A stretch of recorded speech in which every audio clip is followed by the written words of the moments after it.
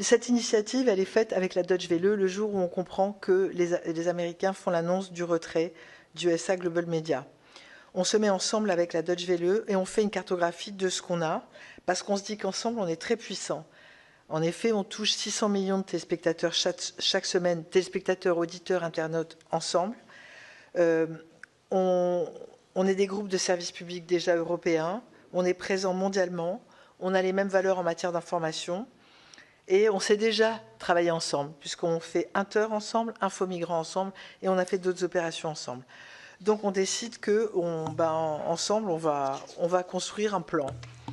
Et pour ne pas perdre de temps, on commence tout de suite, puisqu'on sait qu'en Moldavie, il va y avoir des élections en septembre 2025.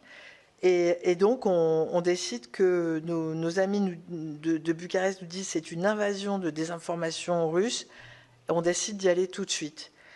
Le ministère des Affaires étrangères nous donne une enveloppe et nous lançons Moldova Zoom, une quotidienne en roumain, faite par notre rédaction de Bucarest, et diffusée à Chisinau, puisqu'on a une fréquence FM.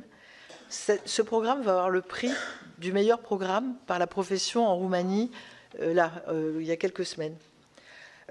Parallèlement avec la Deutsche Welle, là je quitte un peu le PowerPoint, je vous raconte parce qu'on l'a vécu, donc on fait de la coproduction de vidéos mobiles, et là on y va. On va avoir 1,5 million de vidéos vues en très peu de temps, alors qu'il y a 3,5 millions d'habitants. À côté de ça, on renforce le russe parce qu'il y a des provinces qui parlent russe en Moldavie. Et là, alors, pour le coup, ça va être multiplication par 4 des vidéos vues en russe, 60 millions. Évidemment, le problème, c'est qu'on nous a donné un coup de pouce transitoire qui n'était pas reconduit en 2026, que pour l'instant, nous faisons tout pour maintenir cette action, parce que la présidente de Moldavie nous a supplié de le faire. Maia Sandu, elle nous a reçus, elle nous a remerciés avec la Deutsche Welle, et elle nous a supplié de continuer. C'était une sorte d'opération pilote pour montrer ce que pourrait être le bouclier pour l'information qu'on a construit. Ce bouclier, il est construit pour s'insérer dans le bouclier démocratique européen, parce que sans informations libres, professionnelles, vérifiées, la démocratie est fragilisée. Donc, il s'agit de renforcer de manière coordonnée nos offres avec la Deutsche Welle, soit en développant de nouvelles langues, soit en renforçant des langues existantes, soit en aidant les médias locaux à se renforcer dans la lutte contre la désinformation. C'est les 3 volets.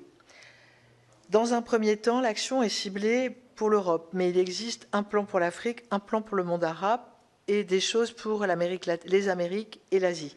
Mais on a d'abord centré sur l'Europe, parce que nous cherchons des financements, bien sûr, européens. Ce plan pour l'Europe, il consiste d'abord à renforcer l'existant, donc à maintenir Moldova Zoom, à monter en puissance sur le russe, à renforcer notre ukrainien, puisque nous avons une rédaction à Bucarest, mais aussi à développer de nouvelles langues, avec une première urgence, l'Arménie. L'Arménie, où des élections ont lieu en juin. Donc, pour l'instant, nous n'avons pas de rédaction en arménien, ni nous, ni la Deutsche Welle, ni nos amis polonais qui contribuent aussi, avec lesquels on travaille aussi avec la télévision radio polonaise. Donc, l'arménien. Nous y travaillons actuellement même.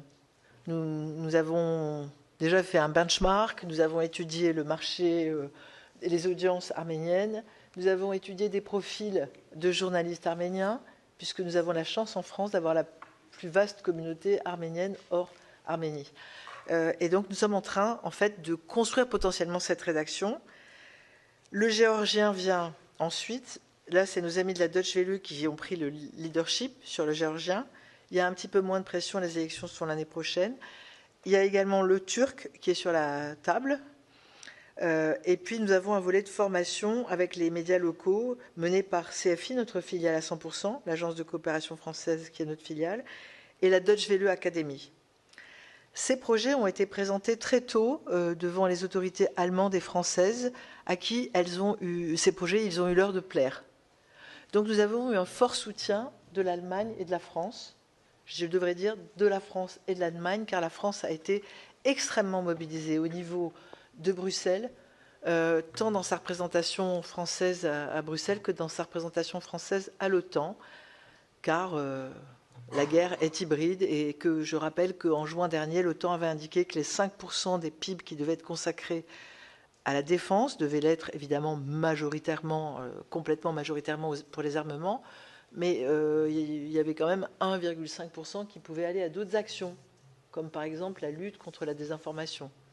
Donc c'est un sujet qui intéresse. La France s'est donc beaucoup mobilisée au niveau européen et je ne veux pas vendre la peau de l'ours et je ne peux pas décider en avance de phase, mais je pense que notre projet a retenu toute l'attention du Foreign Policy Instrument, qui est un outil de financement destiné à l'extra-européen, aux pays limitrophes.